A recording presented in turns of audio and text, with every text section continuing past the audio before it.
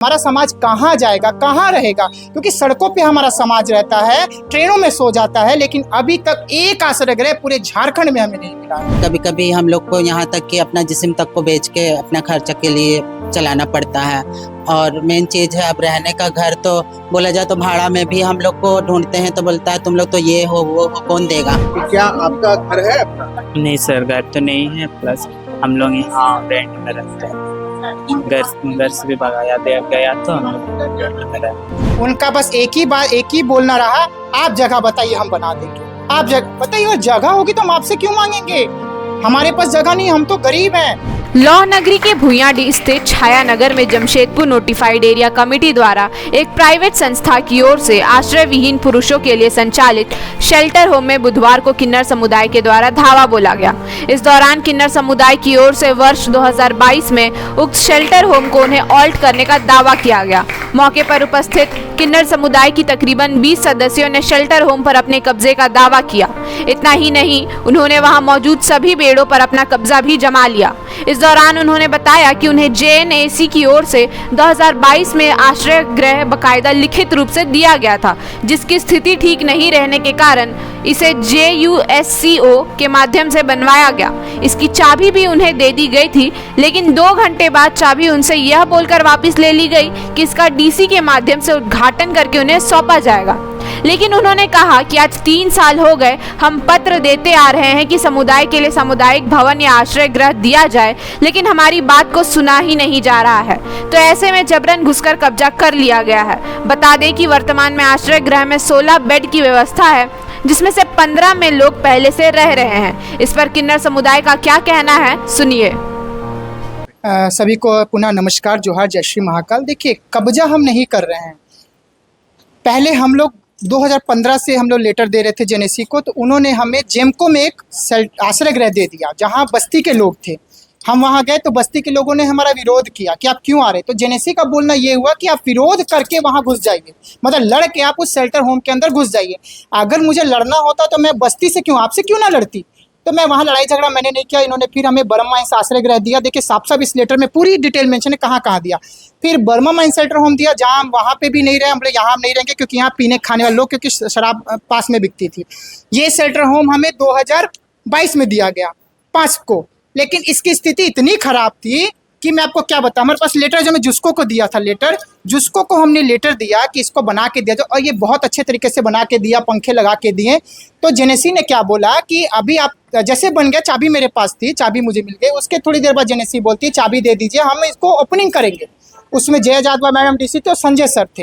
इनके बीच क्या बातें हुई फ़ोन में जो मुझे इन्होंने बताया नहीं। उसके बाद ये शेल्टर किसी और को दे दिया गया, हमें नहीं दिया गया। उसके बाद भी हमने कोई लड़ाई झगड़ा कुछ नहीं, हमने सिर्फ लेटर दिया। हमने सर हमें ऐसा ऐसा मुद्दा है, ये चीज़ें। वो बोले आप जगह दीजिए, अगर जगह होती तो हम खुद से बनवा लेते, हम आपके पास क्यों आते। ये तो नगर निगम का काम है ये कार्य करने के लिए। और आप देखेंगे जमशेदपुर के अंतर्गत JNAC के अंतर्गत टोटल 12 शेल्टर होम है। सबसे पहला डिमना में है जिसमें 50 बेड का है, बस स्टैंड में 50 बेड का है। क्या वहाँ ये पुरुष लोग नहीं रह सकते हैं? महिला शेल्टर एक ही है जो छाया नगर में है, बस एक ही है जो छाया नगर में है, एक ये है, ठीक है, जो हमें मिला था जहाँ ट्रांसजेंडर है। बारीडीह का शेल्टर होम में जो परिवार टेम्पू चलाता है, टोकरी बनाता है, वैसे लोग रह रहे हैं, पूरा डिश टीवी लगा के वैसे लोग। अरे भाई, वो तो सक्षम लोग हैं, सक्षम तो हम नहीं है, क्योंकि हमारा परिवार, समाज, लोग साथ नहीं देते, घर से हमें निकाल देते। हमारे बच्चे सड़कों पे सोए हैं, 2-3 बच्चों के साथ बलात्कार हो गया। कोविड का टाइम आया, उस समय रवि भारती सर थे, इस समय उनके साथ भी दुविधा थी कि ट्रांसजेंडर को रखेंगे कहाँ, क्वारंटाइन कहाँ करेंगे। उन्होंने महिलाओं के शेल्टर में ट्रांसजेंडर व्यक्तियों को रख दिया। बताइए, एक महिला के साथ मैं कंफर्टेबल नहीं हूँ, अब ट्रांसजेंडर अंदर में मर्द है औरत है कौन जानता। अगर उन महिलाओं के साथ रेप हो जाता है, इसकी गारंटी कौन लेता। तो ये समस्याएं हैं, कोविड जैसी परेशानियां बार बार आएंगी तो हमारा समाज कहाँ जाएगा, कहाँ रहेगा, क्योंकि सड़कों पे हमारा समाज रहता है, ट्रेनों में सो जाता है, लेकिन अभी तक एक आश्रय गृह पूरे झारखंड में हमें नहीं मिला है। वो जो बच्ची वहाँ बैठी है उसका नाम अन्नू है, उसके माता पिता ने उसको घर से निकाल दिया। 10th पास नहीं है, अभी वो टाटा स्टील फाउंडेशन के माध्यम से 10th कर रही है। वो कहाँ रहती है? सड़क के ऊपर, उसके पास घर नहीं है। तो इससे ज़्यादा नीडी कौन होगा, आप मुझे बताइए। क्या ये लोग होंगे? और जो आप बात कर रहे हैं, जरा सा आप एक बार विजिट कीजिएगा, सभी लोग टाटा स्टील में कॉन्ट्रैक्टर अंडर काम करने लोग यहाँ रह रहे हैं। जब एक कॉन्ट्रैक्टर अंडर जो काम करते हैं वो लोग पूरा परिवार चला सकते थे, क्या वो लोग घर नहीं ले सकते हैं? 50 रुपये में यहाँ लॉज मिल जाते हैं तो 50 रुपये महीना दे के रह ले। माँ साक्षी में 100 रुपये में लॉज मिल रहे हैं। तो यहाँ रहना जो नीडी पर्सन है, जिसको अभी एक बुजुर्ग से बात की, छायानगर का बुजुर्ग यहाँ रह रहा है, उसकी पत्नी है, उसके घर पे रहती, बच्चे हैं, तो वैसे व्यक्ति के लिए शेल्टर नहीं है जिसका समाज में कोई नहीं। हमें तो किराए पे मकान कोई नहीं देता है, क्योंकि जहाँ 2000 किराया सीधम से 6000 लिया जाता है, उसमें भी पाबंदियाँ कि अगर आप रह रहे हैं तो आपका कोई साथी नहीं आना चाहिए। साथी मतलब कौन साथी? ट्रांसजेंडर व्यक्ति नहीं आना चाहिए। अब ट्रांसजेंडर नहीं है, क्या पुरुष आएंगे मेरे यहाँ पे? पुरुष आएंगे तो भी समस्या आपको खड़ी हो जाएंगी। तो फिर तो समस्या तो हमारे साथ है, महिलाओं पुरुषों के साथ कोई समस्या नहीं होती है, बट हमारे साथ ज़्यादा होती है। ठीक है अमरजीत जी, 2022 में आपको जेएनएससी के द्वारा आश्रय गृह जो है इसे अलॉट किया गया था। फिर आप जैसा बता रहे हैं कि कुछ ही घंटों के बाद आपसे चाबी ले ली गई। दोबारा आपने जेएनएससी के पास क्या अपनी मांगों को रखा, आश्रय गृह की मांग की, क्या कुछ आपको सुनने को? उनका बस एक ही बोलना रहा, आप जगह बताइए हम बना देंगे। आप जगह बताइए, और जगह होगी तो हम आपसे क्यों मांगेंगे? हमारे पास जगह नहीं, हम तो गरीब हैं, हमारे पास कुछ जगह नहीं है, हम तो भाड़े के घर पे रहते हैं, और वो भी जो भाड़ा 2000-4000 लेते हैं हमसे सीधा 3 गुना लिया जाता है, तो हम कहाँ से बना के देंगे? चलिए, ये बता रही हैं कि जेएनएससी के द्वारा पहले इन्हें आश्रय गृह अलॉट कर किया गया, उसके बाद इनसे चाबी ले ली गई, और उसके बाद जब दोबारा इन्होंने आश्रय गृह की मांग की तो इनसे कहा गया कि आप हमें जगह उपलब्ध करा दीजिए, वहाँ पे हम आपको आश्रय गृह बना करके आपको दे देंगे। यहाँ पर और एक किन्नर है, हम उनसे भी बात करते हैं। बताइएगा क्या कुछ आप लोगों की मांगे हैं और किन मांगों को? हमारी बस यही मांगे कि हमारे जो बच्चे सड़क पे हैं, जिनका कोई घर नहीं है, उनको एक आश्रय मिले जिससे वो आगे बढ़ सके, क्योंकि हमारे से ज़्यादा किसी नीडी को कोई नीडी पर्सन है ही नहीं। क्योंकि हमारे बच्चों को जब घर से निकाल दिया जाता है, वो उनके पास रहने के लिए जगह नहीं है, तो जाएंगे कहाँ? और हमारे बच्चे सुरक्षित भी नहीं है बाहर में, क्योंकि उनके साथ आए दिन कोई ना कोई घटनाएं हो जाती हैं। चलिए, किन्नर समुदाय के अभी कितने लोगों को लेकर के आप लोग यहाँ पहुँचे हैं, और अब क्या आप लोग यहीं रहने वाले हैं? हमारे साथ अभी 20 से ज़्यादा बच्चे हैं जो आज आए हैं, और हम कल से रहना शुरू कर देंगे, क्योंकि हमारे बच्चों के पास घर रहने के लिए जगह नहीं है। बस, धन्यवाद। चलिए, ये बता रहे हैं कि अभी जो है किन्नर समुदाय के तकरीबन 20 सदस्य यहाँ पहुँचे हैं, और आज जो है ये यहाँ पर पहुँचे हैं, और इनका कहना है कि आज ये यहीं रहेंगे और कल से पूरी तरह से इसी स्थान पर रहना ये शुरू कर देंगे। यहाँ पर जो किन्नर समुदाय के और भी लोग हैं, हम उनसे भी जुड़ते हैं, उनसे बात करते हैं। आपका घर है? मेरा घर तो नहीं है, मैं गुरु लोग के साथ ही रहती हूँ, क्योंकि घर से तो निकाली गई हूँ और दर बदर ठोकरे खाते आई हूँ। और जैसे कि एनजीओ में हमको अपना कम्युनिटी सदस्य बनाया गया, और कुछ भी वहाँ से ही हमको सपोर्ट मिलती है, जैसे कि राशन पानी हुआ, जैसे कोविड में हम लोग को बहुत कोई को मदद मिली, और जैसे अभी तो हम लोग का वही मांगना खाना हो रहा है, क्योंकि कोई काम नहीं है, कुछ भी नहीं। तो वैसे ही कभी कभी हम लोग को यहाँ तक कि अपना जिस्म तक को बेच के अपना खर्चा के लिए चलाना पड़ता है। और मेन चीज़ है, अब रहने का घर तो बोला जाए तो भाड़ा में भी हम लोग को ढूंढते हैं तो बोलता है तुम लोग तो ये हो वो हो, कौन देगा? अगर हम लोग दे भी देते हैं तो तुम लोग का आगे पीछे लड़का लोग घूमते रहता है, और यहाँ लड़का लोग जमा लेगा, इसलिए हम लोग नहीं देंगे। तो नहीं देंगे, साफ इनकार कर देता है। जैसे कि एक का घर मिलता है तो उसी में सब हड़प के रह जाते हैं हम लोग, सहेली बोल के जिसको निकाल देता है। जैसे कि ये बच्चा लोग भी अभी किसी को घर में मार पीट के इधर उधर किया है, तो हम लोग अपने अपने में ही देखा देखी करते हैं। हम लोग के पास रहने का जगह नहीं है इतना दिन से, इसलिए हमारे एनजीओ वाले गुरु लोग से ही बोलते हैं कि कहीं देखिएगा आश्रय गृह अगर मिलता है तो हम लोग के लिए, हम लोग भी रहेंगे, वहाँ से कुछ काम करेंगे, भले ही मांगना क्यों ना हो, वहाँ से मांगेंगे और आ जाएंगे और खाएंगे जो भी। तो अभी जहाँ आप रह रही हैं, वहाँ क्या भाड़े के घर में रह रही हैं, क्या अपने गुरु के साथ रहती हैं, और वहाँ कितनी परेशानी आपको होती है? अभी तो गुरु के पास ही रहते हैं, ज़्यादा परेशानी तो वहाँ से नहीं होती है, लेकिन वही हर दिन का रोजी रोटी के लिए सुबह से शाम तक मांगने जाना पड़ता है। फिर उसके बाद रहते हैं वहाँ, खाते हैं, जैसे कि अपना माँ बाप का प्यार तो नहीं मिलता, लेकिन उसके बाद गुरु ही होती है जो हमें सपोर्ट करती है, और जो भी अन्न हमें मांग के ही खाना पड़ता है। चलिए, यहाँ पर हम आपको दिखाते हैं कि एक दिव्यांग भी मौजूद है, हम इनसे भी बात करते हैं। क्या आप इसी आश्रय गृह में रहते हैं? हाँ जी। क्या नाम हुआ आपका? मेरा नाम है मृत्युंजय पोताल। कहाँ के रहने वाले हैं? वैसे मेरा घर सरायकला का है, और हम अपना घर छोड़ के आए हैं क्योंकि मेरे घर में किसी से बनता नहीं है। तो आज से दिसंबर का पहले 1 साल हो गया, तो हम बिष्णुपुर रीगल के पास अपना खुद का लिखा हुआ किताब बेचते हैं। हम राइटर है पैसे से, और उसके बाद हमें जेएनएससी के सलील तिर्की ने बताया कि आप फुटपाथ में क्यों रहते हैं, आप यहाँ आइए। तो तब से हम दिसंबर का बाद से यहाँ पर शिफ्ट किया। तो हम यहाँ परमानेंट रहते नहीं है, आना जाना करते हैं बिष्णुपुर, हफ्ता या 2 हफ्ता में एक बार आते हैं। तो फिलहाल बारिश चल रहा है और बिष्णुपुर रीगल का सामने में मेरा एक टेंट है, तो वो टेंट फिलहाल डैमेज हो गया है। तो एक लड़के ने कहा कि वो बनवा देंगे, तो उन्हें थोड़ा समय चाहिए क्योंकि मौसम ख़राब है, तो वो टेंट कैसे बनेगा।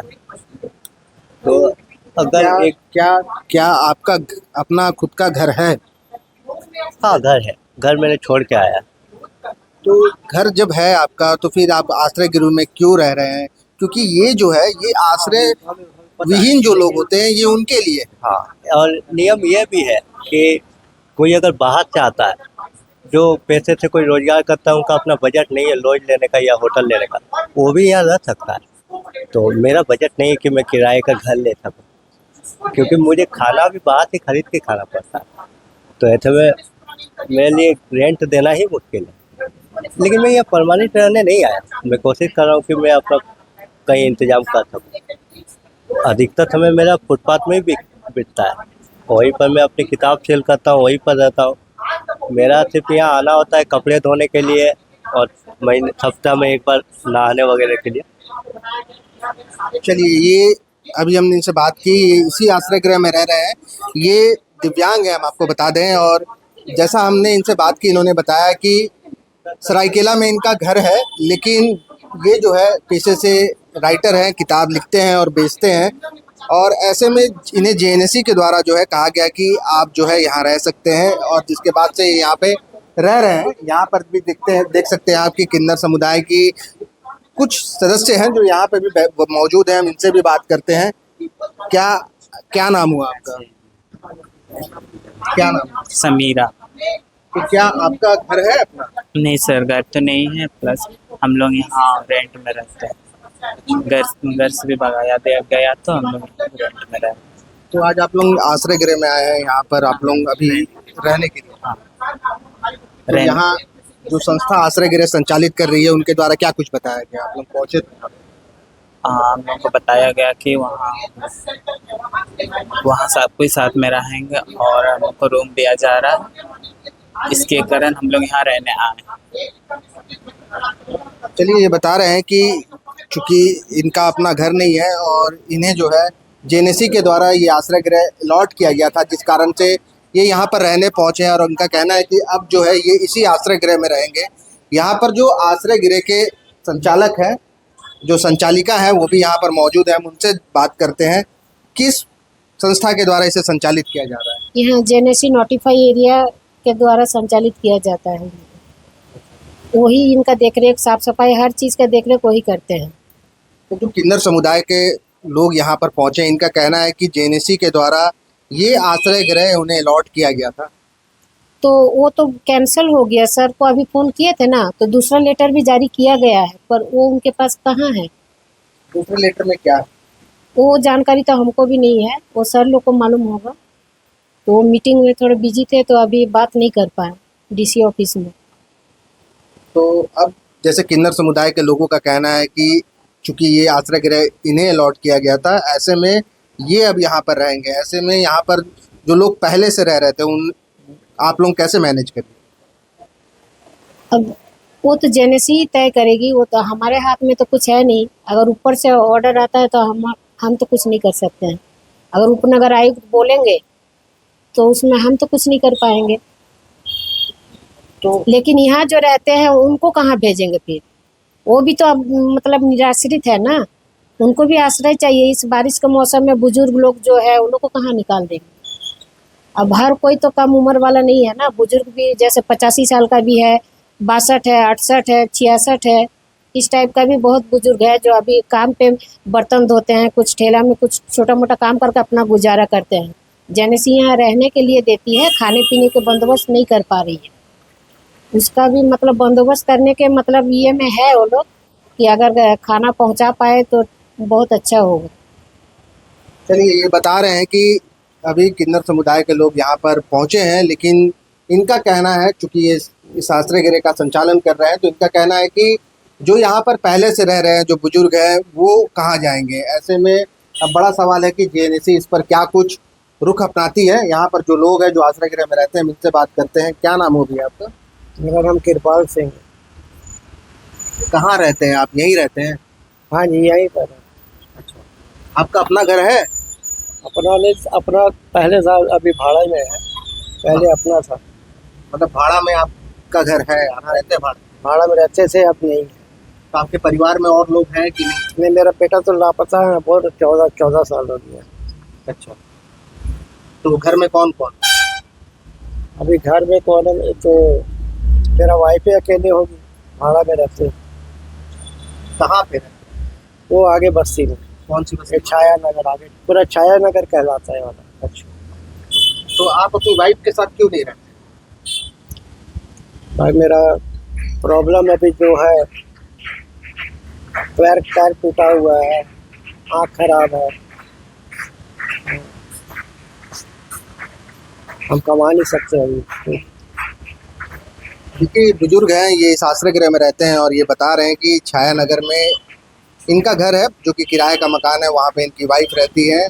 और इनका कहना है कि घर, चूँकि मैं कमा नहीं सकता हूँ, इस कारण से मैं यहाँ पे रह रहा हूँ। ऐसे में बड़ा सवाल है कि ये आश्रय गृह जो है, ये आश्रय विहीन जो लोग होते हैं, ये उनके लिए होता है। लेकिन जैसा कि ये खुद ही बता रहे हैं कि चूँकि इनका जो किराए में मकान है और उस मकान में इनका परिवार भी रहता है। वैसे ही एक और व्यक्ति से हमने बात की, दिव्यांग से, उनका भी कहना था कि सरायकेला में उनका अपना घर है, लेकिन घर वालों से उनकी नहीं बनती है, जिस कारण से वो जो है पहले साक्षी में रह रहे थे और उसके बाद जो है जेएनएसी के द्वारा उनसे कहा गया कि आप सड़क किनारे रहने से बेहतर है कि आप आश्रय गृह में शरण ले लें, जिसके बाद से वो यहाँ रह रहे हैं। अब यहाँ पर जो किन्नर समुदाय है जो पहुँचे हैं यहाँ पर और अपना कब्जा बता रहे हैं, उनका कहना है कि ये आश्रय गृह 2022 मई में हमें जेएनएसी के द्वारा अलॉट किया गया था, लेकिन कुछ घंटों के बाद ये आश्रय गृह हमसे ले लिया गया। दोबारा जब हमने मांग की उससे, तो कहा गया कि आप हमें जगह बता दें, उस जगह पर आपको आश्रय गृह बना करके दे दिया जाएगा। हालांकि अब क्योंकि वो यहाँ पहुँच गए हैं और उनका कहना है कि हम यहीं रहेंगे, ऐसे में अब देखना है कि आश्रय गृह के लोगों को लेकर के जेएनएसी क्या कुछ व्यवस्था करती है, या फिर जो किन्नर समुदाय यहाँ रहने के लिए पहुँचे हैं उनको लेकर के प्रशासन क्या कुछ रुख अपना रहा है और आगे क्या कुछ कार्रवाई करती है। द फॉलो अप के साथ मैं अभिषेक पीयूष, नमस्कार। सरकारी परीक्षा की तैयारी का सबसे भरोसेमंद नाम NIBM। अच्छा कोचिंग ढूंढ रहे थे तो फिर गूगल में ही बताया कि यहाँ का रेटिंग भी बहुत अच्छा था। पुरुलिया से आए हैं यहाँ पर कोचिंग करने के लिए। NIBM के बारे में मेरे एक भैया हैं जो पिछले साल ही बैंकिंग यहीं से प्रिपरेशन किए और इस बार IBPS PO में सिलेक्शन लिए। मेरा अभी फाइनल सिलेक्शन हुआ है RRB PO में, उत्तर बिहार ग्रामीण बैंक में। मेरा फाइनल सिलेक्शन RRB PO में हुआ है। NIBM गोल, जहां 27 वर्षों के सफर में 17,000 से भी अधिक छात्रों ने डॉक्टर एवं इंजीनियर बनकर भरे सफलता की ऊंची उड़ान, जहां साधारण छात्र भी झारखंड टॉपर्स बनकर बना रहे इतिहास। दूरदर्शी शिक्षाविद श्री विपिन सिंह के मार्गदर्शन में मेडिकल एवं इंजीनियरिंग के लाखों छात्रों के लिए आशा की किरण के रूप में गोल, नेशंस लीडिंग इंस्टीट्यूट। बायोम सिर्फ मेडिकल प्रिपरेशन का संस्थान। बायोम से लगातार दूसरी बार नीट यूजी में 700 मार्क्स पार। 10th पास स्टूडेंट्स के लिए फाउंडेशन कोर्स, 11th पास स्टूडेंट्स के लिए फ्रेशर कोर्स और 12th पास स्टूडेंट्स के लिए टारगेट कोर्स 17 अप्रैल से शुरू हो रहे हैं। कॉल 7360066190 और visit Biome, circular road near women's college and Hinoo, Ranchi. thefollowup.in. Like, share and subscribe. www.thefollowup.in